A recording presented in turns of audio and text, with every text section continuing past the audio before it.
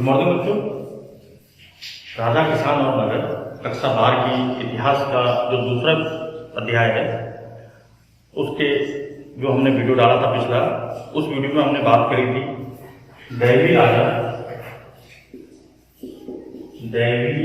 के बारे में बात करी थी और हमने समुद्रगुप्त की जो प्रयाग प्रशस्ति थी उसके बारे में भी वहां पर चर्चा की।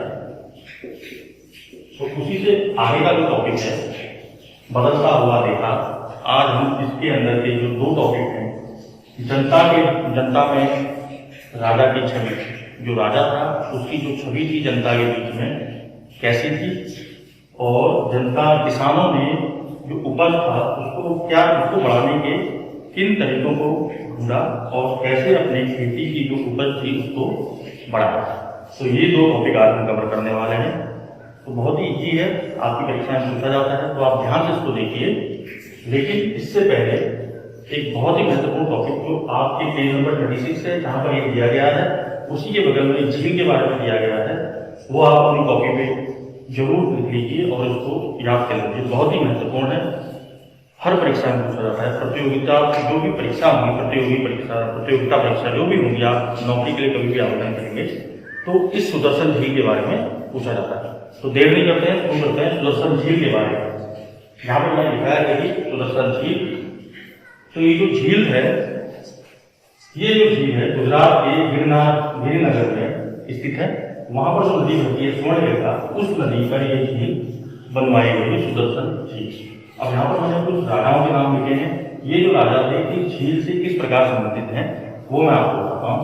तो गुजरात के गिरनगर की स्वर्णरेखा नदी पर इस झील का निर्माण चंद्रगुप्त मौर्य के आदेशानुसार, उनके जो राजा प्रांतीय शासक थे, चंद्रगुप्त मौर्य के आदेशानुसार इनके प्रांतीय शासक पुष्यगुप्त ने कराया था। इसको गिरनार की सुदर्शन झील या सौराष्ट्र की सौराष्ट्र की झील है, सौराष्ट्र की सुदर्शन झील।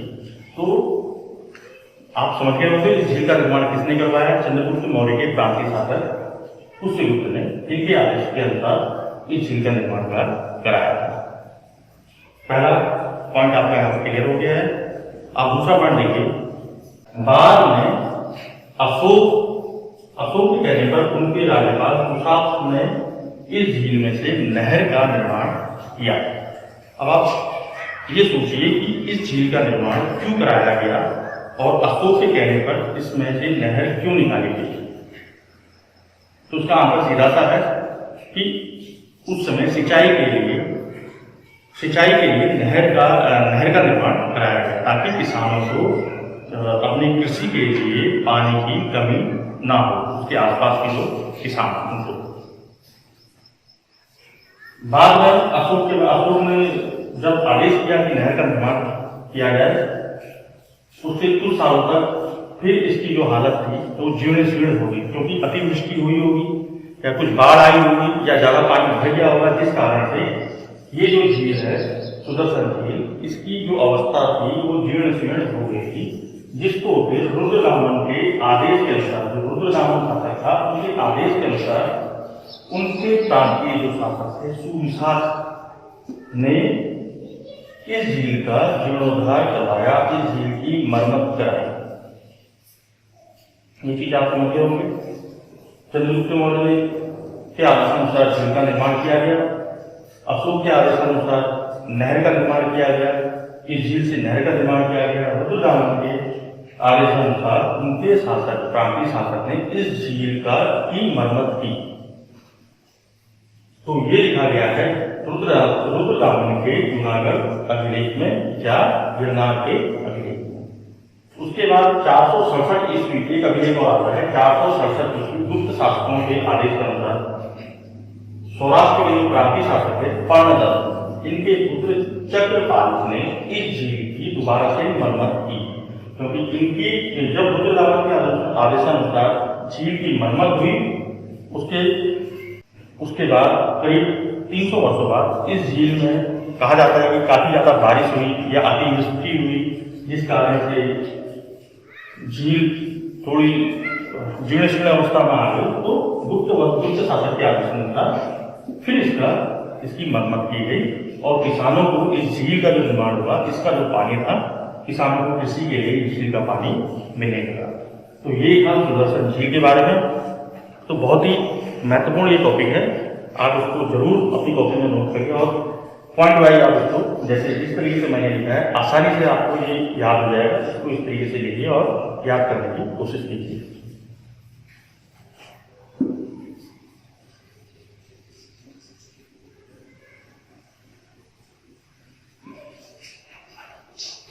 बढ़ते हैं अपने टॉपिक की ओर। बदलता हुआ देहात, आपके पेज नंबर 36 में, आपकी किताब का 36 पेज नंबर है। जनता में राजा की छवि। तो जनता जो थी उस समय, वो राजा के बारे में क्या सोचती थी, इस पर हम थोड़ा डिस्कस करेंगे, चर्चा करेंगे। तो आपने इस चैप्टर में अभी तक आपने, ये दूसरा चैप्टर है, पहले चैप्टर में भी आपने पूरा वस्तुओं से इतिहासकारों ने पता लगाया, दूसरे चैप्टर में आपने अभिलेखों के बारे में पढ़ा। तो राजा के बारे में जो पता चलता है, उसके कार्यों के बारे में जो पता चलता है, वो उनके अभिलेखों से पता चलता है।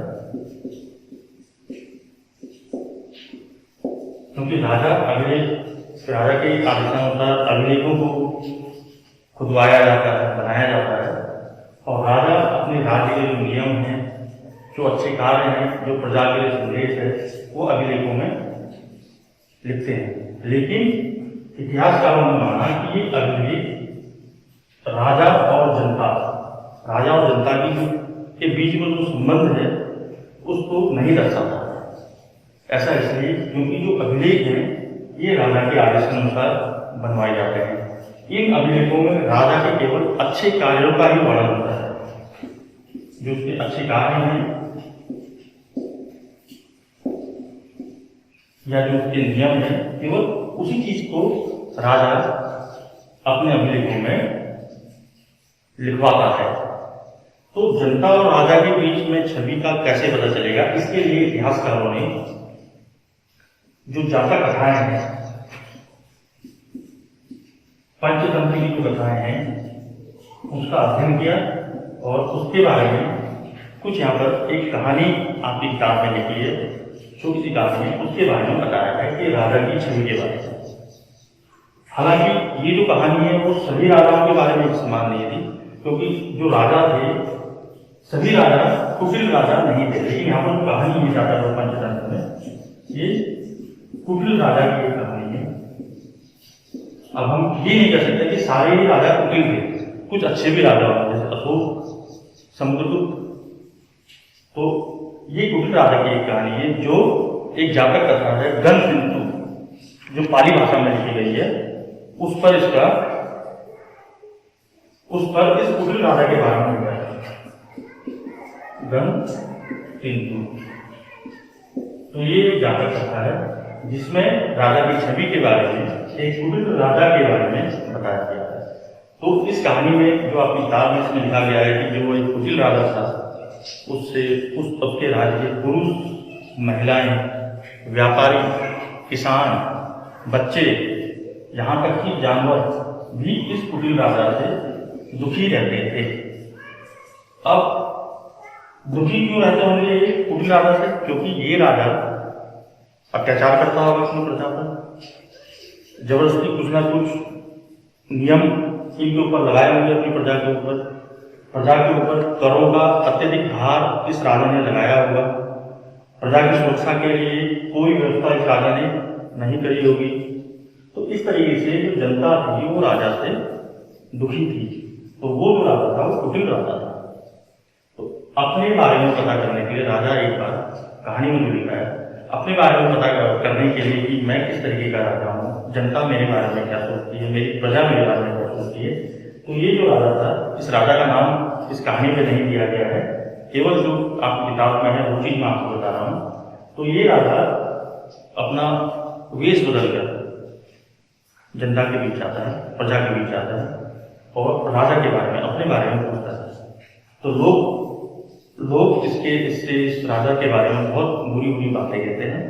वो कहते हैं कि हम किस तरीके से राजा से परेशान हैं, बहुत परेशान हैं। रात में चोर है, डकैत हैं, वो हमारे गांवों पर हमला करते हैं। जो हमारे अन्न है, जो हमारा धन है, वो हमसे लूट के ले जाते हैं। दूसरा, राजा जो है बहुत ज्यादा जो कार्य है इसके बहुत ज़्यादा करों का जो भार है किसानों पर, वहाँ की प्रजा पर डालता है और अपना जो राजकोष है उसको भरता है। मेहनत करे किसान और ज़्यादा करो कहाँ दे दे, राजकोष में जमा करे, तो किसान की बहुत भूमिका उसमें। तो आगे बताया गया है कि इन्हीं करों से बचने के लिए कि राजा ने अत्यधिक कर लगा दिए या कभी अकाल की स्थिति आ गई, फसल अच्छी नहीं हुई, फिर भी कर तो किसान को देना ही है, कर राजा माफ करेगा नहीं। तो इन करों से बचने के लिए जो किसान थे वो अपने गांव को छोड़कर जंगल की तरह चले जाया करते थे और जंगल में ही बस जाते थे। तो ये जो जनता की छवि के अंदर जो टॉपिक था, इतनी ही बातें थी, वो मैंने आपको बता दी है। तो आगे बार इसको देखें जरूर, पेज नंबर 36 पे। आगे हम बात करेंगे उपज बढ़ाने के तरीके। तो इसको मैं मिटा देता हूँ ताकि हम उपज बढ़ाने के तरीके के बारे में समझ पाए।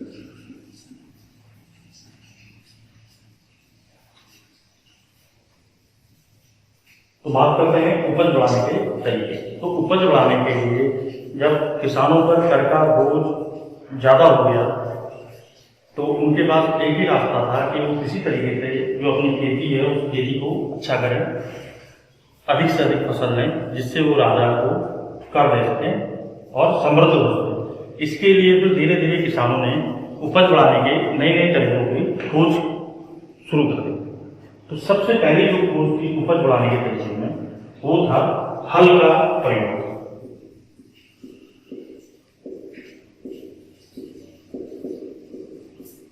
हम बात कर रहे थे मगध राज्य में, वहां लोहा प्रचुर मात्रा में था तो वहां पैदावार अच्छी हो गई थी, क्योंकि वहां पर धीरे धीरे हल का प्रयोग होने लगा। हल लोहे के पाल वाले हल बनाए जाने लगे, जिससे जो ये हल था जमीन को काफी गहरी खुदाई करता था, अच्छी मात्रा में मिट्टी पलटता था, तो पैदावार अच्छी होने लगी फसल की इस हल के कारण। तो जो गंगा और कावेरी के मैदान थे 6वीं शताब्दी के बाद वहां पर उपज बढ़ाने के लिए इस हल का, लोहे के पाल वाले हल का प्रयोग होना शुरू हो गया, जिससे वहां जो धान की फसल थी उसकी पैदावार अच्छी हुई। क्योंकि राजाओं ने सुदर्शन झील के बारे में पढ़ा था, झीलों का निर्माण किया कृषि कार्य के लिए, किसानों को खेत में पानी ले जाने के लिए झीलों का निर्माण हुआ, हल का प्रयोग हुआ, तो धान की पैदावार धीरे धीरे बढ़ने लगी। जबकि पंजाब और राजस्थान के जो अर्धशुष्क वाली जगह थी वहां पर बात कर रहे थे, पंजाब और राजस्थान के अर्धशुष्क वाले थे, तो वहां पर जो 20वीं शताब्दी के बाद हल का प्रयोग होने लगा। लेकिन जो पूर्वोत्तर व मध्य पर्वतीय क्षेत्र था वहां पर वो लोग कुदाल का ही प्रयोग करते थे, क्योंकि वहां की जो जमीन पथरीली थी, तो यहाँ जो लोग थे झूम कृषि उस समय किया करते थे और कुदाल का प्रयोग किया करते थे। तो उपज बढ़ाने के तरीके में पहला तरीका था हल का प्रयोग, तो हल के प्रयोग के कारण उपज बढ़ी। दूसरा क्या था, उन्होंने राजाओं ने और किसानों ने नहरों का निर्माण किया। कुओं का निर्माण किया,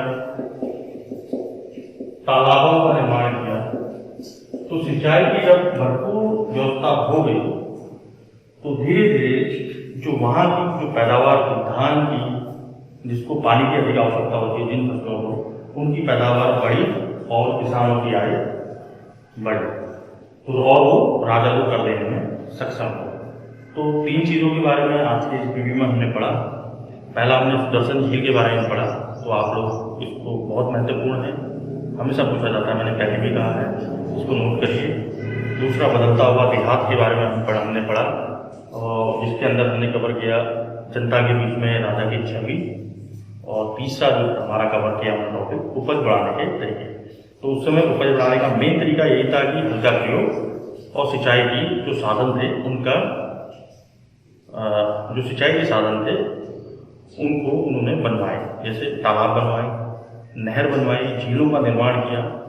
तो ये 2 चीज होने के कारण वहाँ जो किसान हैं उनकी पैदावार धीरे धीरे बढ़ी। तो आज के इस वीडियो में केवल इतना ही।